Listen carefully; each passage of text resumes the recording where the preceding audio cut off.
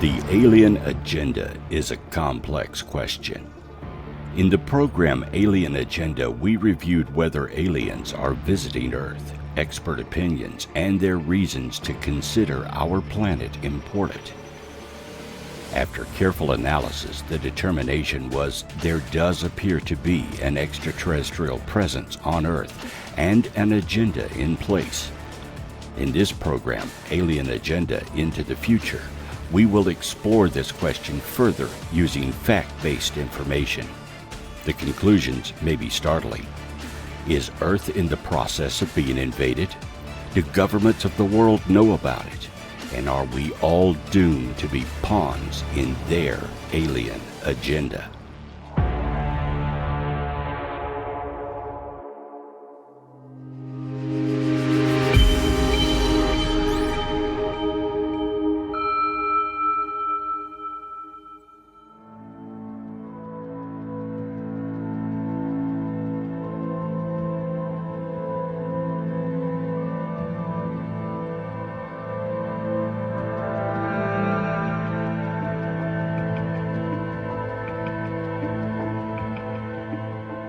The Earth contains a multitude of unique minerals, life, and liquid water.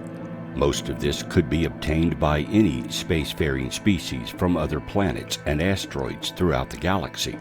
However, liquid water and life are apparently rare. We have both. There are a plethora of living beings on Earth, from simple amoeba to humans. 75% of the Earth is covered with liquid water. Our world has an atmosphere and temperature to sustain a variety of species, as long as they are carbon-based and as long as they breathe oxygen. This makes the Earth a perfect target. Any species looking to colonize, conquer, or explore would find our Earth irresistible. It's a one-stop shop for everything you would need. Though we do not take care of it as well as we should, it is our only home, and we depend on its resources for our own existence. Other worlds may have water in the form of ice, but an alien species would have to expend their own resources to mine, gather, distill, and turn the ice into drinkable water. The same is true with any minerals they may need. Why expend your own resources when it's here and ready to exploit? Why gather it yourself when a perfectly pliable human race is here, ready to be conquered and can do the work for you? Why go looking for it across a vast galaxy, searching planet to planet for everything you need, when you can come here and easily get anything your species may require? No matter what level of intelligence you are, what reasoning process you use, and what ethical and moral codes you subscribe to, there is one constant in the universe, and that is, the easy way is always the best. Work smarter, not harder. As humans, throughout history, we have done the exact same thing. Our species expanded to cover every inhabitable continent on this earth. We have enslaved, conquered, had our slaves fight and do the work for us, and wiped out whole cultures and nations during our growth. We ourselves have been the aliens in a new world, spreading out, colonizing, killing, and ultimately controlling various populations around the planet. And we continue to do it. If they have something we want, we take it and push them out into reservations, or worse, exterminate them.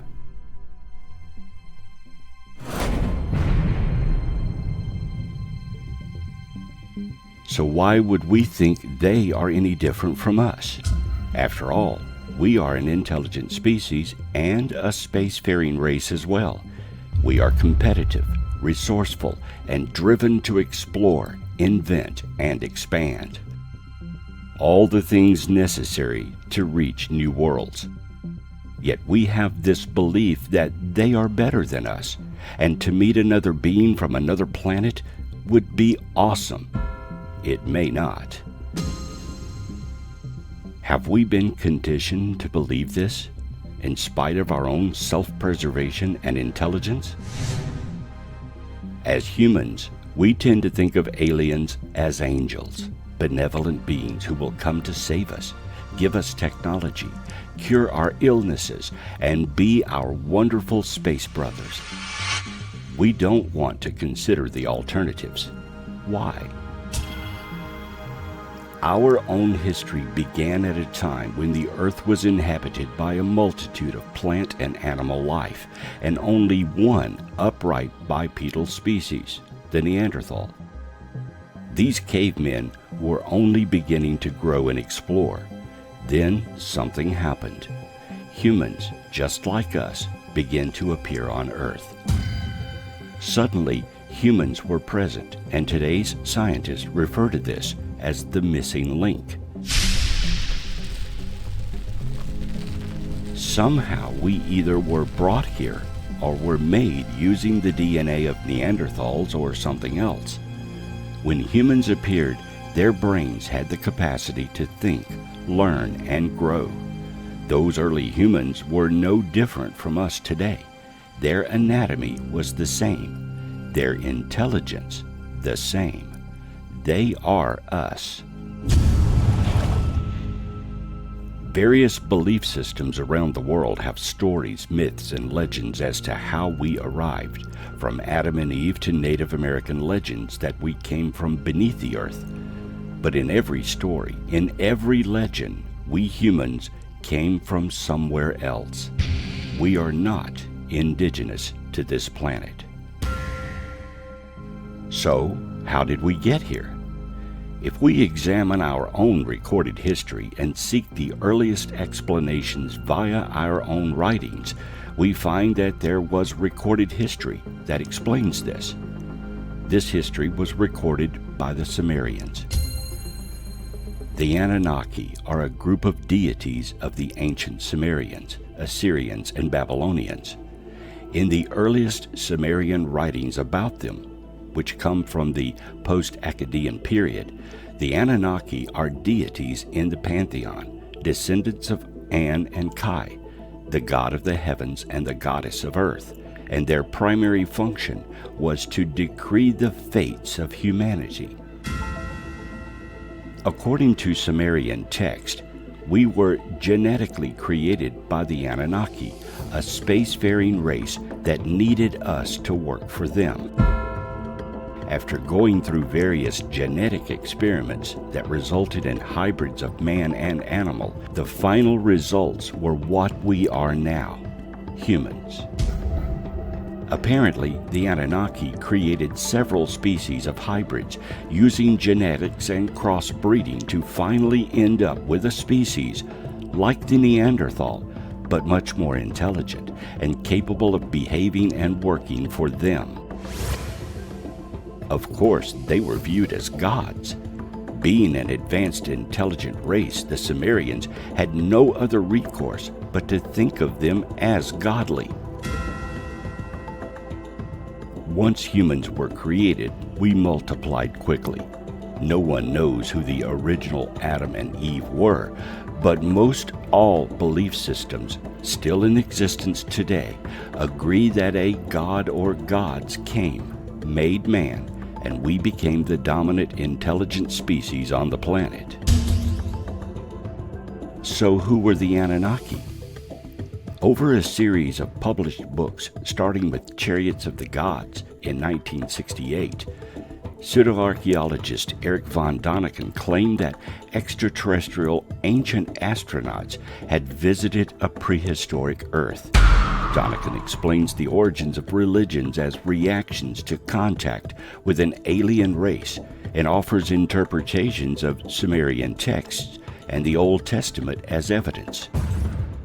In his 1976 book, The 12th Planet, author Zachariah Stitchin claimed that the Anunnaki were actually an advanced humanoid extraterrestrial species from the undiscovered planet Nibiru, who came to Earth around 500,000 years ago and constructed a base of operations in order to mine gold, after discovering that the planet was rich in the precious metal.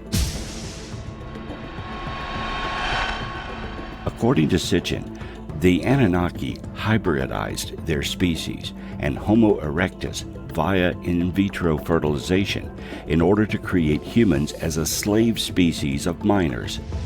Sitchin claimed that the Anunnaki were forced to temporarily leave Earth's surface and orbit the planet when Antarctic glaciers melted, causing the Great Flood, which also destroyed the Anunnaki's bases on Earth. These had to be rebuilt, and the Anunnaki needed more humans to help in this massive effort, so they taught mankind agriculture. Of course, both of these authors are disputed by mainstream science. To scientists, the Anunnaki were just made-up mythological gods created by the culture of those times. If they are simply creations of the people of ancient Earth, they sure spent a lot of time making up the mythology. There were several Anunnaki, each with different names. They even described the clothes they wore and the personality of each one. To the Sumerians, these were real people of high stature and intelligence, and they ruled over the land with powerful technology. It's also possible that a race of extraterrestrials came to Earth and assumed the role of these mythological gods, so that man would worship them and do their bidding. Perhaps they changed us so we would look upon them as superior, and if they return, we would welcome them. In any case, there is a missing link: the sudden appearance of anatomically modern man from the Neanderthal. Could it be the Anunnaki, or some extraterrestrial race brought us to Earth, or made us from genetic material and species already here? Was this their agenda, and is it still ongoing today?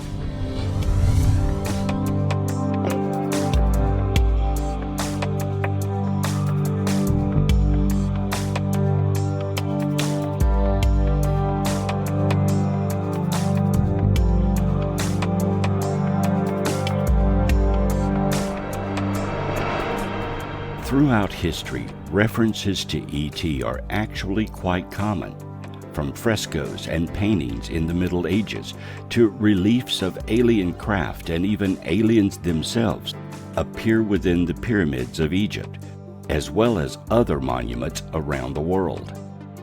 From small figurines to larger statues, we find evidence to non-humans scattered across the landscape of our world like litter. Every ancient culture has some representations of these beings, and oral or written history of their arrival or times they existed alongside man. If we look at today's modern UFO sightings, one could easily say they never left us. They have been here all along. Only the way we interpret them changes from culture to culture and time to time.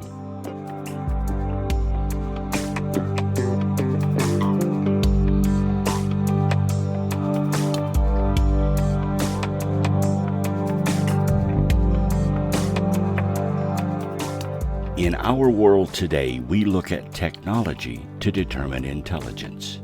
When people observe something in the sky that appears to dismiss our understandings of physics, propulsion, and flight capabilities, we attribute it to some advanced beings that are further along than we are, because we cannot duplicate those capabilities. We don't necessarily subscribe godly powers to these beings, only that they appear to be more advanced. Our modern cultures interpret within the guidelines of our science, so appearing as gods to us might not work today, but appearing as advanced aliens would, and therefore we are still in awe of them. It's entirely possible that this is part of their agenda as well. We have our religious beliefs and would resist strongly if they came and tried to appear as our deities. Add to this, there are several major religions around the world, each unique and different, it's unlikely they could appear as all of them and influence us into doing their bidding.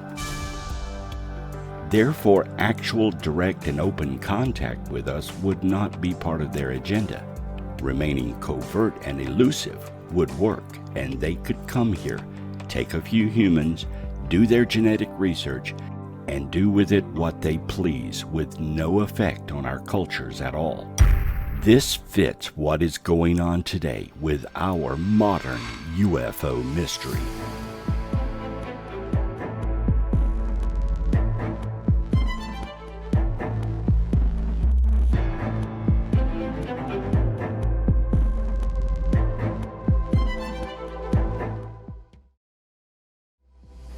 The modern UFO mystery began with Foo Fighters seen by pilots during World War II, the apparent crash of a UFO near Roswell, New Mexico, and the beginnings of reports of alien abductions.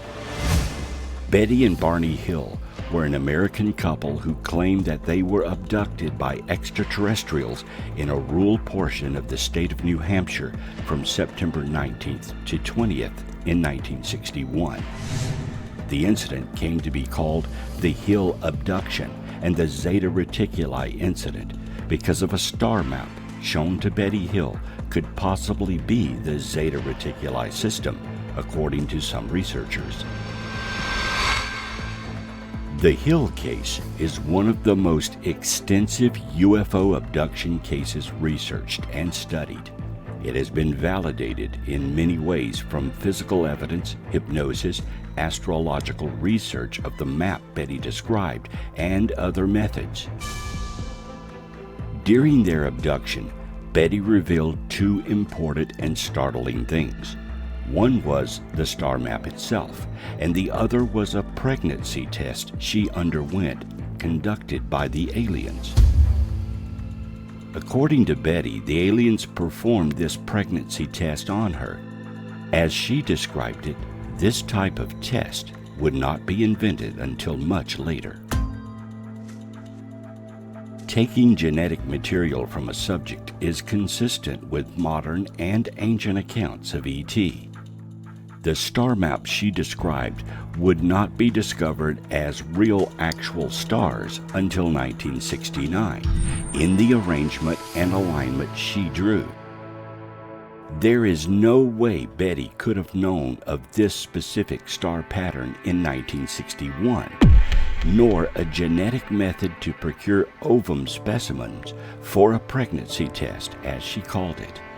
This test would not be invented until years later, and not put into practical use till much later. As far as we know, we are the only human race in the universe. Surely there are other species, but if we were genetically created centuries ago, then we would now be unique to Earth. This holds true if we evolved here as well. Our biology has adapted to this planet over the eons we have lived here.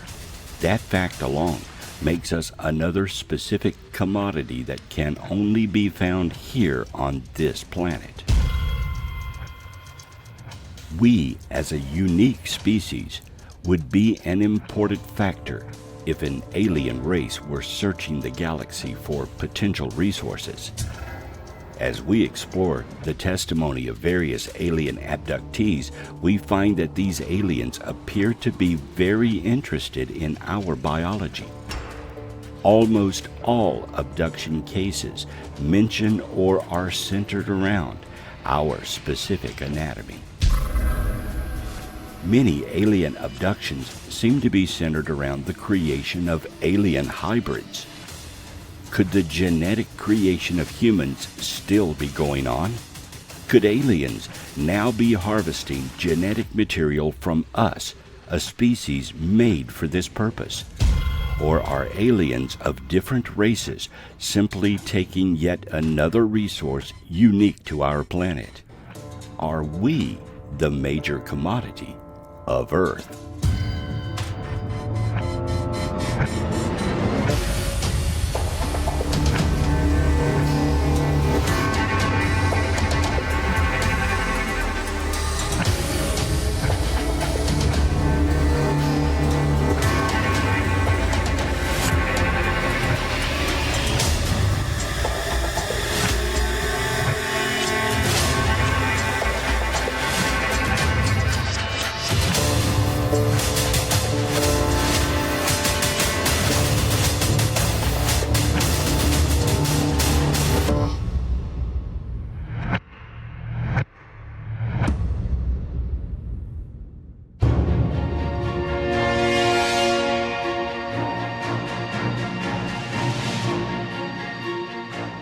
Alien abduction refers to the phenomenon of people reporting the experience of being kidnapped by an unusual figure, subjected to physical and psychological experimentation.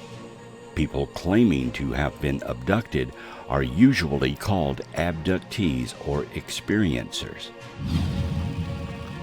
Typical claims involve forced medical examinations that emphasize the subject's reproductive systems. Abductees sometimes claim to have been warned against environmental abuses and the dangers of nuclear weapons, or they have been engaged in interspecies breeding. Reports of the abduction phenomenon have been made all around the world, but are most common in English-speaking countries, especially the United States. However, there is little doubt that many apparently stable persons who report alien abductions believe their experiences were real. Many psychologists have assessed that while psychopathology was associated with some cases, most reports were from sane, common people. Some abduction reports are quite detailed. An entire subculture has developed around the subject, with support groups and a detailed mythos explaining the reasons for abductions. The various aliens, greys, reptilians, Nordics, and so on, are said to have specific roles, origins, and motivations. Abduction claimants do not always attempt to explain the phenomenon, but some take independent research interest in it themselves and explain the lack of greater awareness of alien abductions as the result of either extraterrestrial or governmental interest or cover-ups. Researchers David M. Jacobs and Bud Hopkins argue that there was an elaborate process underway in which aliens were attempting to create human-alien hybrids, the most advanced stage of which in the human hybridization program are known as hybrids, though the motives for this effort were unknown. There had been anecdotal reports of phantom pregnancy related to UFO encounters at least as early as the 1960s, but Hopkins, and especially Jacobs, were instrumental in popularizing the idea of widespread systematic interbreeding efforts on the part of the alien intruders. The precise number of alleged abductees is uncertain. One of the earliest studies of abductions found 1,700 claimants, while contested surveys argued that 5 to 6% of the general population may have been abducted. UFO and alien-related conspiracy theories emerged in far-right politics from the 1980s onward till today. Most people alleged alien abductions report invasive examinations of their bodies, and some ascribe psychological trauma to their experiences. One procedure reported occurring during the alleged examination phase of the experience is the insertion of a long needle-like contraption into a woman's navel. Some have speculated that this could be a form of laparoscopy. Post-abduction syndrome is a term used by abductees to describe the effects of abduction, though it is not recognized by any professional treatment organizations. People who have been abducted by aliens develop symptoms similar to post-traumatic stress disorder. The curious thing about almost all abductions is the physical examination phase, when the aliens take samples such as ovum or sperm. Could they be checking on our progress?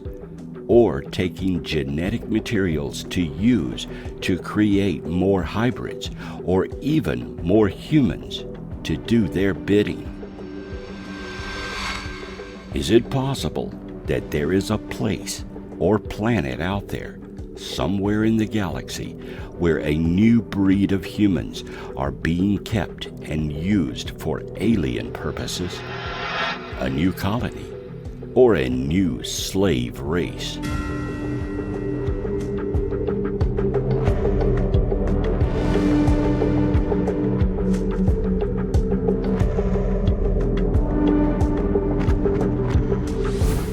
According to the Name Us database, there are 600,000 people declared missing every year. Alongside that statistic, there are 4,400 unidentified bodies discovered every year. That means that only 0.7333% of people who go missing are found and unable to be identified. The others are either found or they are not. Where did these people go? Some may be living off the grid, while others are simply living under an assumed name or hiding. But what of the others? Is it possible that these people are no longer on Earth?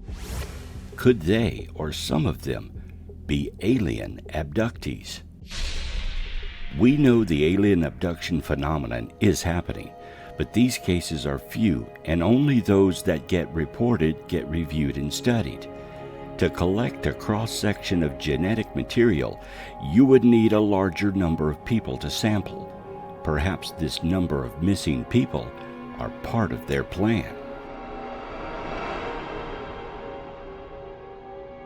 If people are being taken and kept, where are they?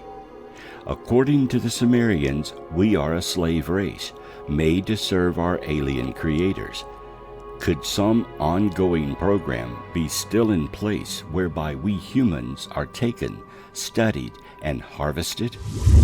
We only know about alien abductions from those who were returned. The alien agenda may be much larger than a few who were abducted and brought back to tell the tale.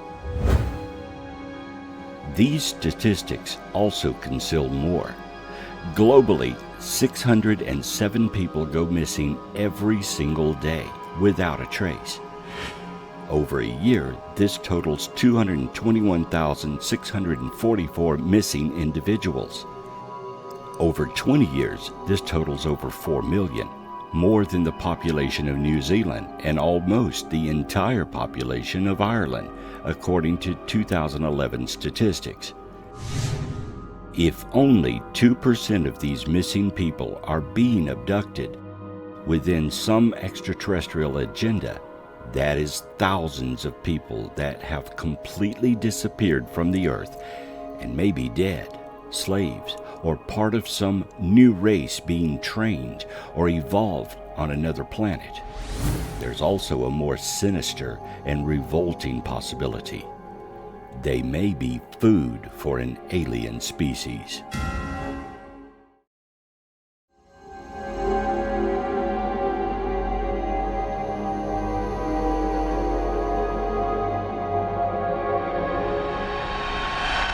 Is it possible that we humans may not be considered intelligent and we are little more than cattle for them? A species indigenous to this planet that can't be found anywhere else, but offers them a commodity to buy, sell, and trade, even consume. We view intelligence based on a species' ability to create. What if they don't? The alien mind may be very different from our way of thinking.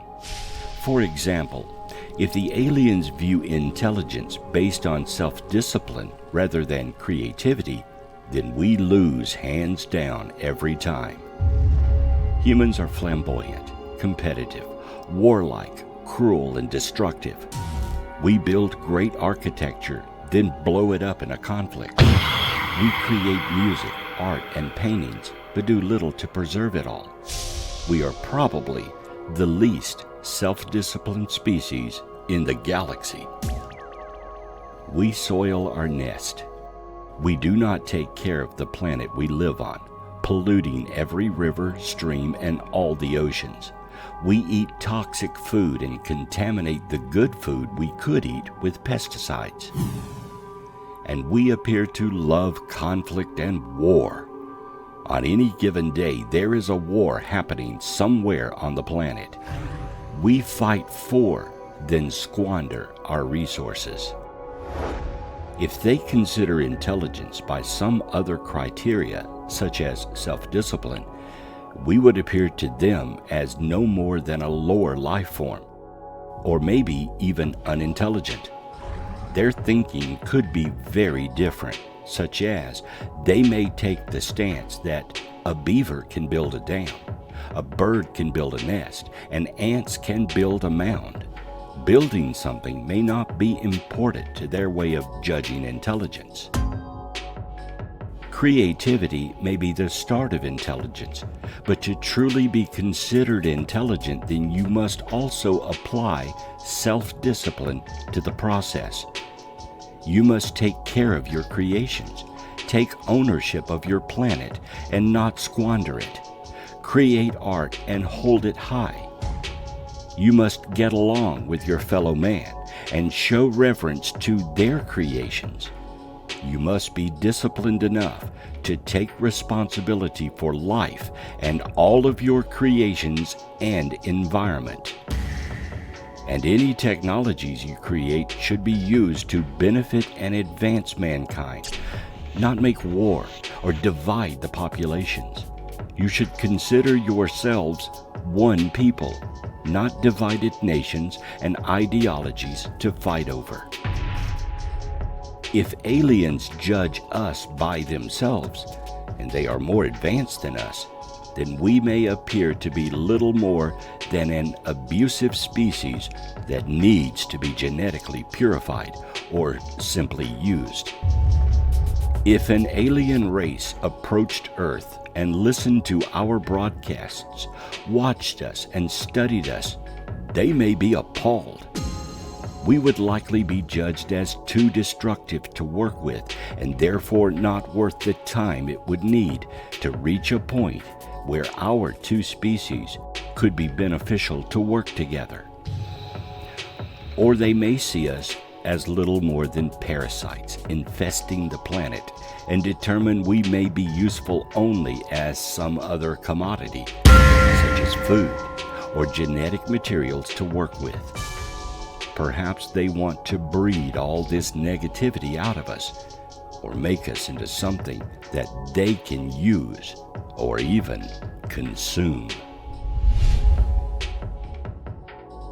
The extraterrestrial thought process is the key to understanding their alien agenda.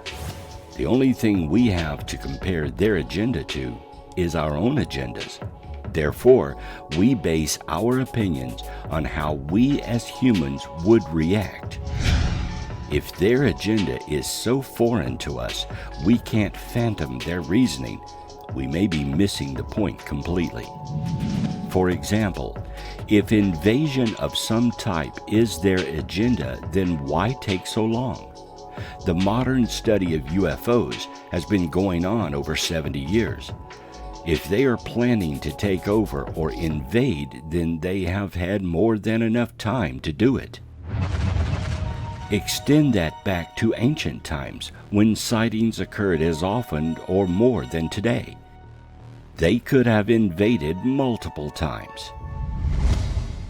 Perhaps we're looking at the puzzle the wrong way. If we are part of a long-term experiment, then the time factor is reasonable. If we are simply a garden to pick from, then time isn't a factor. You would want your garden to continuously grow and produce fruit, like a tree you plant that produces a new crop every year. In that respect, we may be some kind of ancient garden reproducing new fruit to choose from every generation. Is it possible that we are some kind of biological experiment? Perhaps we are unimportant, but the viruses and bacteria that thrive within us is what they want. Since we live in a polluted world, we have adapted and produced antibodies within ourselves to survive in this hostile planet's environment. This too would make us unique. We are just the petri dish that contains all the organisms they need to build up their own antibodies so they can survive in hostile environments as well. In this scenario, we are their lab rats.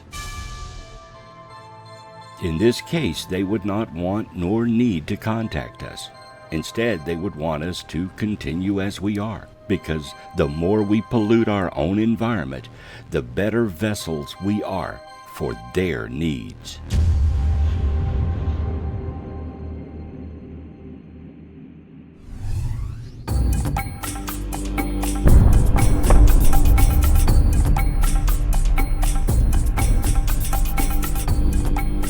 The world's first nuclear explosion occurred on July 16, 1945, when a plutonium implosion device was tested at a site located 210 miles south of Los Alamos, New Mexico, on the plains of the Alamogordo bombing range. The code name for the test was Trinity. Hoisted atop a 100-foot tower, a plutonium device called Gadget detonated at precisely 5:30 a.m. over the New Mexico desert, releasing 18.6 kilotons of power, instantly vaporizing the tower and turning the surrounding asphalt and sand into green glass. Seconds after the explosion, an enormous blast sent searing heat across the desert, knocking observers to the ground. Reports from witnesses came from as far as 200 miles away. A forest ranger 150 miles west of the blast said he saw a flash of fire, an explosion, and black smoke. An individual 150 miles north said the explosion lit up the sky like the sun. The success of the Trinity test meant an atomic bomb could be used by the U.S. military, and it marked the start of the atomic age. The EMP, or electromagnetic pulse, from this detonation would have traveled at the speed of light throughout the solar system and beyond.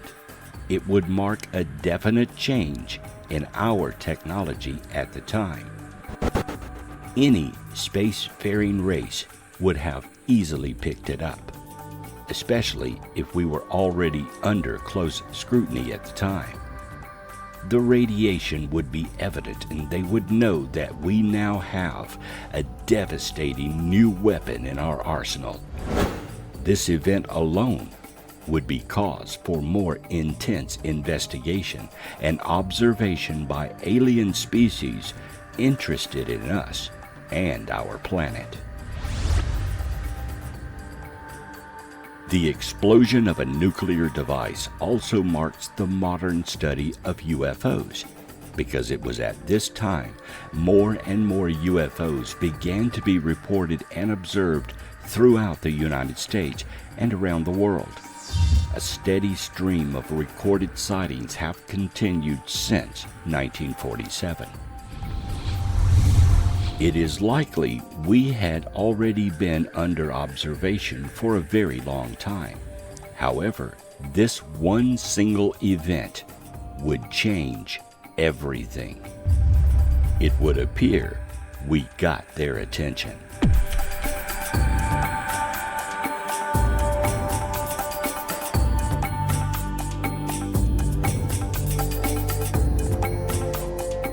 Atomic energy is incredibly destructive and lethal. Radiation alone is horrible, and a detonation of significant magnitude can cause a rip in the space-time continuum. It produces high-energy radio bursts that affect electronics and can kill instantly.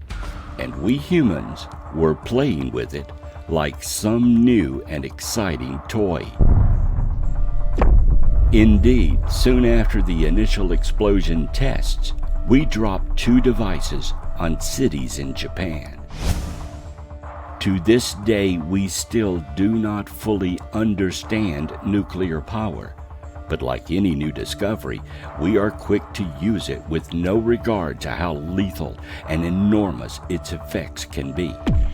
Only now we are beginning to understand how this invention can affect space and time itself, long after it has already been used to power our world. We are still learning how to contain it and use it responsibly. Chernobyl, 3 Mile Island, and Fukushima are examples of our misuse and inability to contain this awesome and powerful material. Since 1950, there have been 32 nuclear weapon accidents, known as broken arrows. A broken arrow is defined as an unexpected event involving nuclear weapons that result in the accidental launching, firing, detonating, theft, or loss of the weapon. To date, 6 nuclear weapons have been lost and never recovered. What do you think the extraterrestrials would think of this new element introduced into the hands of a species that can't get along with each other, not to mention them? A species with no self-discipline, no regard for health, and no interest in responsibility.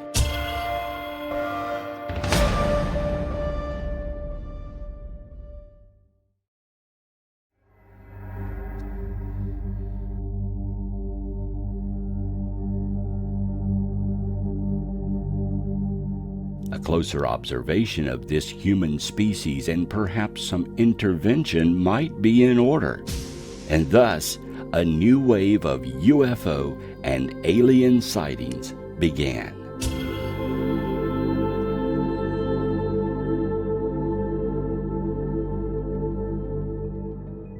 As soon as we developed nuclear capabilities, we began using it. Nuclear bombs, nuclear submarines, nuclear aircraft carriers, nuclear power plants. We began using it before truly exploring its potential and destructiveness. Naturally, other nations figured it out as well and began their own race to oblivion. But our fascination with nuclear weapons and power didn't stop there. We also began exploring biological weapons and diseases. The Center for Disease Control, or CDC, began soon after, as well as the World Health Organization and other facilities that have worked on enormously lethal biological agents and viruses with an aim to weaponize them.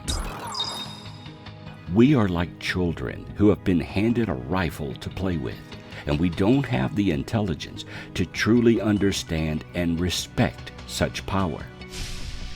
This would be a major issue for an alien race studying us. Is it possible they wanted all of this to occur? They want us to develop and introduce such horrors into our own people? Or are they concerned about us and how we grow to better understand what we have created? Is all of this part of the alien agenda?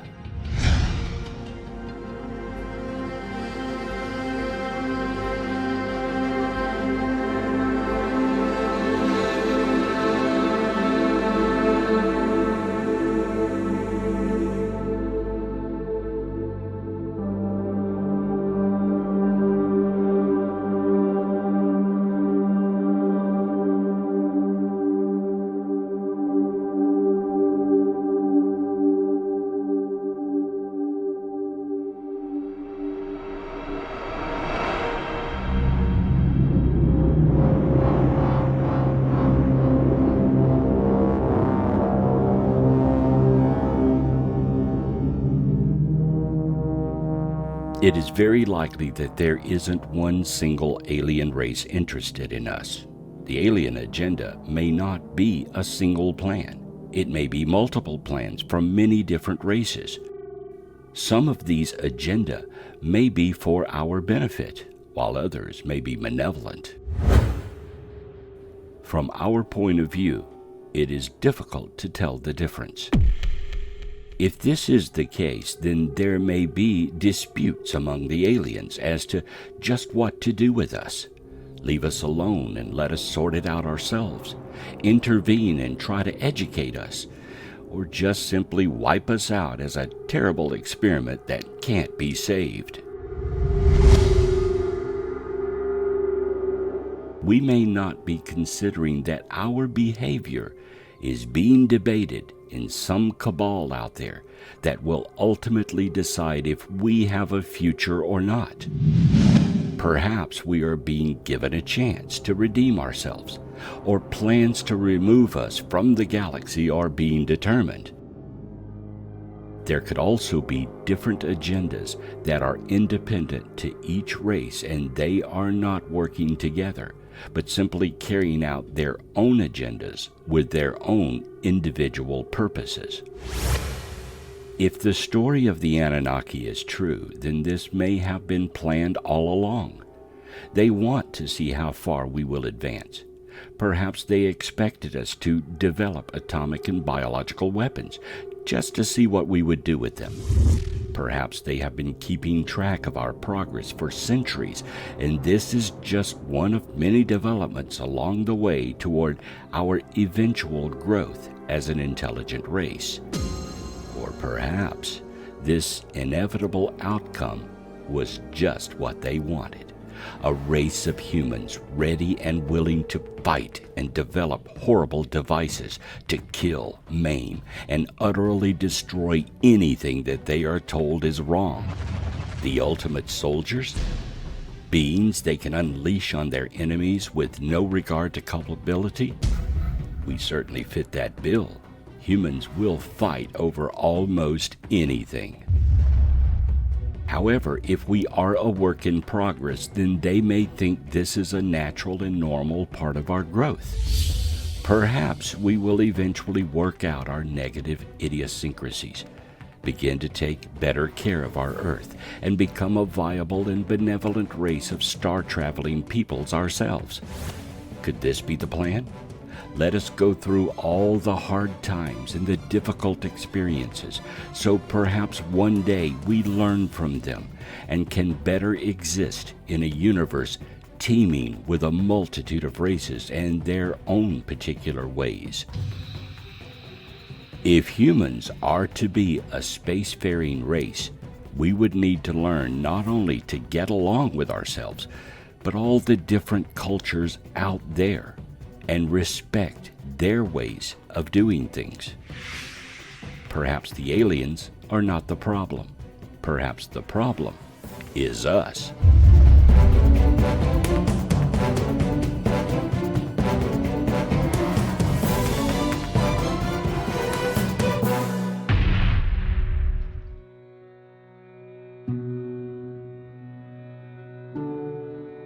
In the late 1800s, the spiritualist movement began, whereby social events of a community would be to have a seance and try to contact the dead. By the 1930s, this was all the rage, and spirit photography began. The social movement to try and contact spirits and to better understand ourselves through paranormal and spiritual methods was taking hold. The 1960s brought the New Age movement. Hippies and self-awareness was being explored by the youth and others who felt a need to improve us and our way of thinking. Since then, we as humans have been moving deeper into a spiritual understanding of ourselves and the cosmos. There has been more focus towards Eastern religions and philosophy continuing till today. It has permeated our politics, beliefs, and religious ideas, and today, many New Age self-improvement methods and practices can be found openly and in all of our older belief systems. While we are building atomic bombs, biological weapons, and advancing technologically, we were also looking inward and to the spirit world for more answers. Aliens and UFOs are an integral part of this New Age philosophy. Many people now accept aliens as part of a larger universe and are accepted as beings greater and lower than us. Some subscribe to having alien experiences where an alien talks to them, gives them advice, or is a spiritual master of some type. New Age religions, philosophy, or methods abound today. More and more people equate aliens to angels and guardians or spiritual masters. Within the beliefs, there are space brothers and a galactic federation of allied aliens who watch over the Earth. Some believe they receive messages from these aliens and are given predictions to what is coming for mankind. One of the most striking innovations within contemporary North American spiritualism is the adoption of extraterrestrials as spirit guides by some contemporary spiritualists. It is here that the New Age fascination with extraterrestrials and UFOs has taken on a uniquely spiritualist form. Extraterrestrials have come to represent for many spiritualists the successful achievement of the ultimate spiritualist goal, the union between spirituality and science. Extraterrestrials are seen as spiritually superior to us because their science exceeds our own. Their science is perceived superior because it incorporates recognition of spiritual truth. Consequently, within the North American spiritualist contest, the adoption of extraterrestrials as spirit guides can be seen both as rationalization of spiritualist belief through a strong idealization of science, and as a critique of orthodox science for ignoring the spiritual realm. As with all religions and beliefs, there is a light side and a dark side. The Space Brothers are benevolent and are trying to help mankind, but there are also draconian empires that have their own agenda and plans for us. Aliens appear to be Nordic or human-like in the Brotherhood, with the Greys as servants or biological robots. The Greys are a lower life form. In the dark side, the draconian aliens are reptilian and either evil or uncaring. Star people, sometimes called indigo children, are a variant of the belief in alien-human hybrids in New Age belief in fringe theory. Introduced by Brad Steiger in his 1976 book, Gods of Aquarius, it argues that certain people originated as extraterrestrials and arrived on Earth through birth or as a walk-in to an existing human body. Reptilians, also called reptoids, Sirians, Draconians, or lizard people, are reptilian humanoids which play a prominent role in ufology and conspiracy theories. The idea of reptilians was popularized by David Icke, a conspiracy theorist who claims shape-shifting reptilian aliens control Earth by taking on human form and gaining political power to manipulate human societies. He has stated on multiple occasions that many world leaders are or are possessed by reptilians. The reptilians are tall, blood-drinking, shape-shifting reptilian humanoids from the Alpha Draconis star system, now hiding in underground bases, and are the force behind a worldwide conspiracy against humanity. These conspiracy theories now have supporters in up to 47 countries, with seminar lectures to crowds of up to 6,000 people. Some adherents of the QAnon conspiracy theory have also borrowed from the reptilian conspiracy theory, including elements shared in anti-Semitic conspiracy theories. In ufology, Nordic alien is the name given to humanoid extraterrestrials purported to come from the Pleiades, who resemble Nordic Scandinavians. Professed contactees describe them as being 6 to 7 feet tall, with long blonde hair, blue eyes, and fair skin. Scholars note that the study of extraterrestrial visitation from beings with features described as Aryan often include claims of telepathy, benevolence, and physical beauty. If any of this is true, then we have at least 2 types of aliens with their own agendas observing Earth and its population. Both appear to be interacting with us, either spiritually or infiltrating our governments. There may be others with more sinister plans.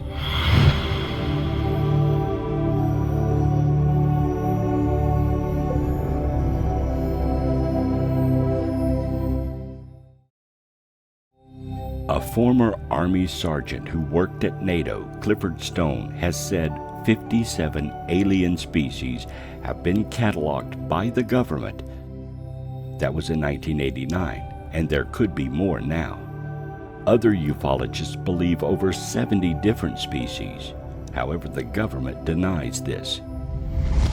Like the popular television show Star Trek, there could be a federation of planets and aliens in our galaxy, and we are too primitive to join.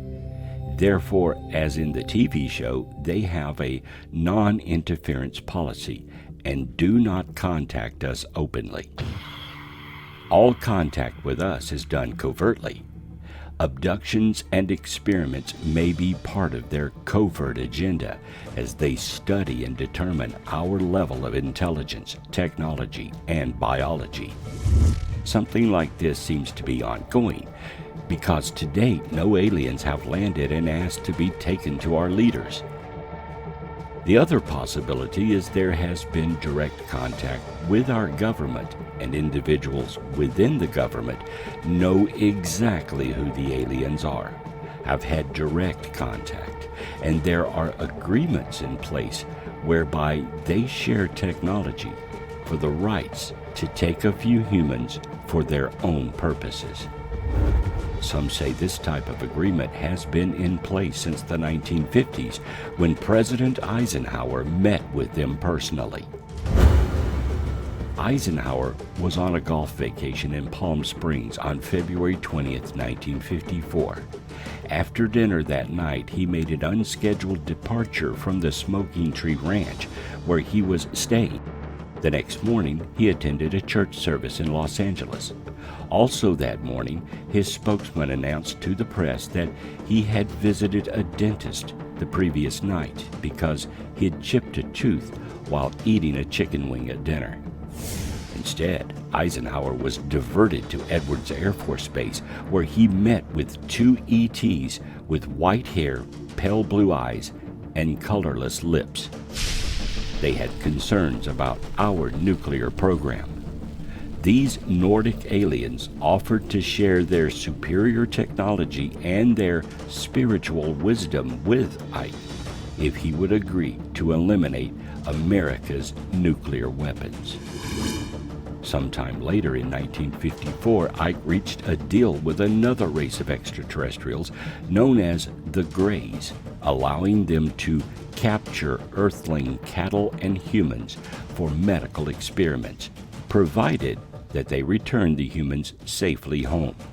Since then, the Greys have kidnapped millions of humans.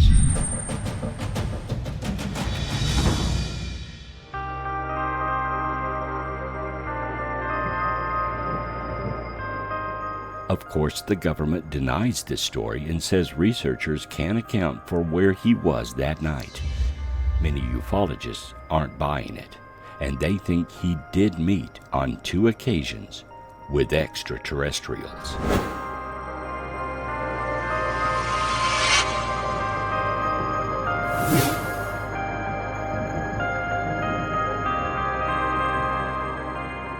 Since the modern study of UFOs and UAPs, we have been fascinated by their level of technology. UFOs behave in a manner our technology cannot duplicate. The existence of alien UFO craft comes down to one logical conclusion. If we as humans are not able to develop a craft that can maneuver in the way UFOs do, then someone else must be manufacturing these craft. UFOs can fly in space, in the air, and under the sea. They display flight characteristics different and seemingly impossible from our craft. They defy gravity and inertia. They can appear and disappear at will. A multitude of UFO sightings display these flight capabilities. Capabilities that are beyond our level of technology. If no government on Earth, nor any corporation has achieved this, if America or Russia, China or the Middle East or any other nation can create a craft capable of all of these attributes and yet have no propellers, no jet engines, no wings, or other aviation systems known to us, then the logical and inescapable conclusion is someone out there is manufacturing and flying these craft. That someone isn't us, so aliens must exist. Some may argue that all UFOs are misidentifications, hoaxes, or natural phenomena. Statistically, that is impossible. There is too much detailed and even photographic evidence of these objects to explain all of them away with a simple nonsense answer. No sane person would conclude there is nothing to it, given the wealth of information on the subject and the photographic and physical landing case data. Even whistleblower witnesses within the government have come forward, verifying the existence of aliens and UFOs. It is their technology that astonishes us. These are craft that can float and fly with no visible signs of propulsion. Craft that are noiseless, have no wings, and appear to be able to go faster than sound without producing a sonic boom. They can make right-angle turns at enormous speeds. Our craft have to arc to turn, and the resulting G-forces at high speed can kill the pilot. They can stop instantly with no discernible reaction to inertia. They display a level of technology our scientists, engineers, and aviation experts can only dream about. When we look at their technology, we must wonder who could be able to make and manufacture such a marvel of aviation. Just like our cars and trucks, there appear to be several models of these craft, each with its own unique style and design. There could be a single race making a variety of styles, or there are several races of aliens with their own styles. We simply do not know. What we do know is these craft do exist and are tracked by radar, visually identified, and often seen with pilots or occupants inside. Recently, a variation of alien craft have been spotted by naval personnel, having a tic-tac or contact capsule design. They pursued our aircraft, were picked up on radar, and were even photographed by pilots and radar systems as well. And in each case, they outpaced our aircraft easily. These capsules could enter the water and exit into the air with ease. In 2022, new radar systems and technology were distributed to military bases guarding America. With this new technology, military facilities were able to pick up smaller objects and determine their exact locations. By 2023, a plethora of new UFO sightings occurred, with the result of a Chinese spy balloon being detected and shot down on the East Coast. 3 other unidentified craft were also shot down, but information about these objects were kept secret. Is it possible that one of them could have been an alien spacecraft? The shoot-down of the Chinese balloon made international news, and it difficult for the government to deny the existence of the other objects that it had detected and shot down. Objects they were unwilling to discuss. A noted general, when asked if the objects could be alien, answered that the government wasn't taking any possibility off the table. Since then, other nations have come forward and admitted they too have shot down balloons and other objects. One might ask the question, are we even capable of shooting down an alien craft of advanced technology? That would depend on the craft itself, and if it were vulnerable to our weapons. A modern helicopter is far more advanced than a balloon, but both can be shot down. Perhaps their technology, though having advanced aviation capabilities, still remains physical and can be vulnerable to attack, just as our craft are. And if we were to attack or shoot down one of their craft, how would they react? In 1947, an alien craft crashed outside Roswell, New Mexico. The craft, alien bodies, and debris were recovered by our military. Apparently, there was no reaction by the aliens, at least not openly. There are also several stories that other craft may have been shot down. If so, there were no reactions from these incidents either. If we have recovered an alien craft after being shot down by our pilots or ground-based weapons, then the aliens either don't care or have negotiated secretly for the return of their technology. All nations take espionage seriously. Flying a craft over our airspace became an international incident with a simple balloon, but it had advanced spy technology as its payload. America spent millions recovering that technology to further understand it, to see what the Chinese were looking for and listening to. The Chinese deny it was a spy balloon. However, they have made attempts covertly to recover it from the Americans, yet publicly they act unconcerned. This scenario may be indicative of how they may react if we shot down one of their alien spacecraft. Publicly, they would do nothing. However, privately and covertly, they may contact our government for the technology. And such contacts appear to have happened in modern times. If we do have classified channels in which our government and aliens can contact and negotiate with us, such channels would be very useful for both parties. It would allow both of us to exchange information, even technology, with no other nation or the public being the wiser. Is it possible that some of us, perhaps those in high government, are in on the alien agenda? Could we as a nation be part of this agenda, even supplying the aliens with what they need while we are getting something in return?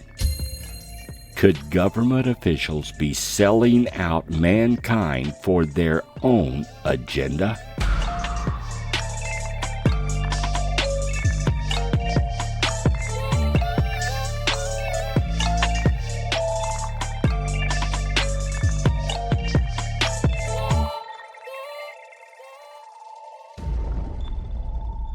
One thing to consider when asking the alien agenda question is, are we sure it is us they are interested in? Perhaps we are simply another species on the planet, and they are more interested in the planet as a whole than just us. Earth may be in some strategic position between other destinations, and stopping off here is like a waypoint to re-energize when traveling to their actual destination. In that case, we would be like a gas station between two distant points, and it's advantageous to stop here to refuel. Earth may contain some substance or energy we are unaware of, and they need it to run their ships. Perhaps something in our air that they need. It could be an electromagnetic property or other energy that is natural to our planet. If this is the case, then they may simply be passing through and they have little interest in us. However, if our advancements threaten their ability to use Earth as a waypoint, such as exploding atomic bombs, then they may begin to take a closer look at this awkward species who apparently has a fascination with war and destruction. Several UFO reports and sightings are near power stations and over water. Some cases even describe the UFOs apparently taking energy from our power grid and seemingly extracting something from our water sources. There may be a plethora of materials, elements, and substances here they can't get easily anywhere else. This would make our planet very important to their needs, and since we are not protecting it well, they may want to ensure we don't destroy it. After all, Earth is the only planet with life and resources all in one place for several light years. If we continue our destructive ways, they may decide at some point that they are better equipped to steward and control the planet for the betterment of all races. In this case, the aliens may be here to determine if we should be allowed to continue managing this world, or if they should take control to preserve it.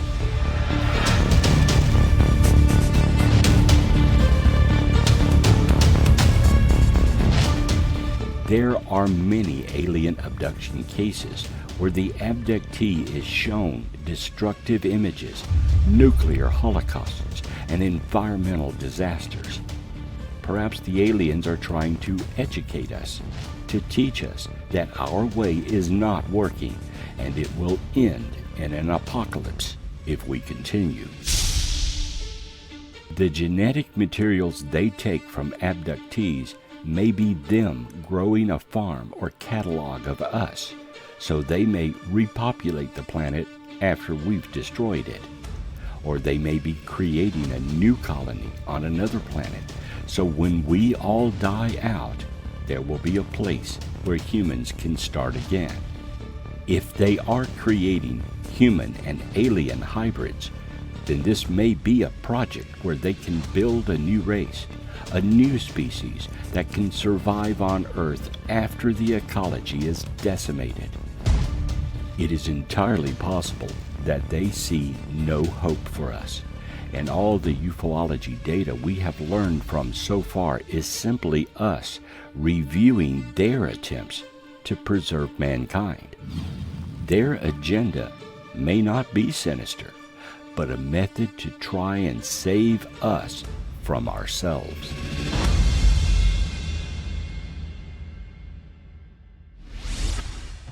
The aliens may be holding on to the genetic material they collect in order to repopulate the Earth with a new breed of humans, perhaps better, that will live and grow here after our generation has depleted the planet of its natural environment. Indeed, this may be an ongoing process that began with the Anunnaki and is continuing today. We could be a next generation of humans that were brought here from another world. We eventually destroyed, and we are now doing the same on Earth. When the Anunnaki made us, we could have been made from genetics they took from another world and have implanted us here to grow and multiply to see if we would do it again. We could be a failed experiment, or one that needs adjusting so it can be done again on another world when we finally destroy ourselves. Or they may be waiting and hoping that this time around we learn and stop our destructive behavior. We could be their last hope.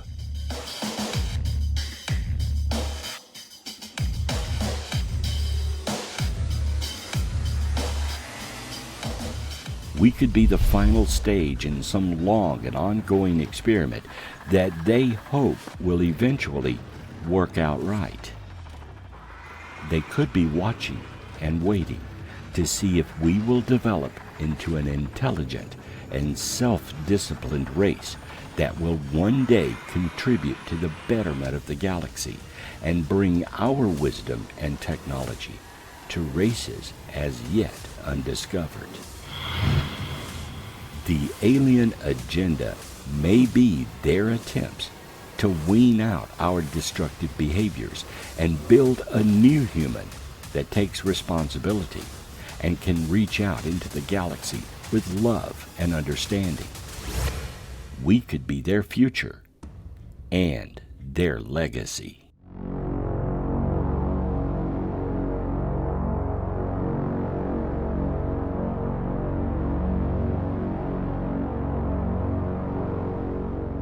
To us, the UFO and alien agenda is a mystery. It's like trying to see the outside of the box from within.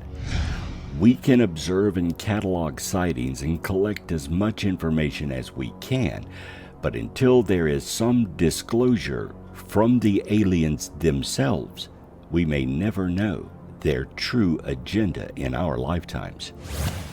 The governments of the world may know more, or at least have additional data that we are not privy to, but even they may be ignorant to the true and full alien agenda.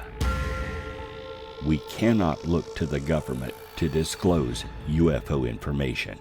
After all, they too have their own agenda, and often use the phenomenon to misdirect us or hide some clandestine project within the UFO mystery.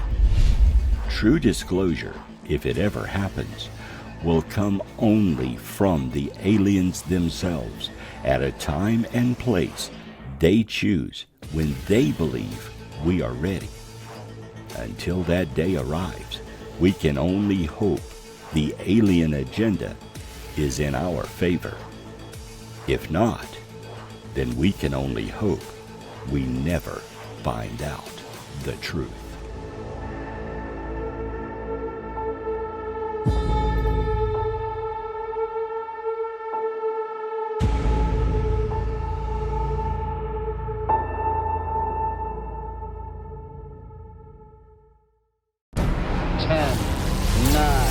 Ignition sequence start. 6, 5, 4, 3, 2,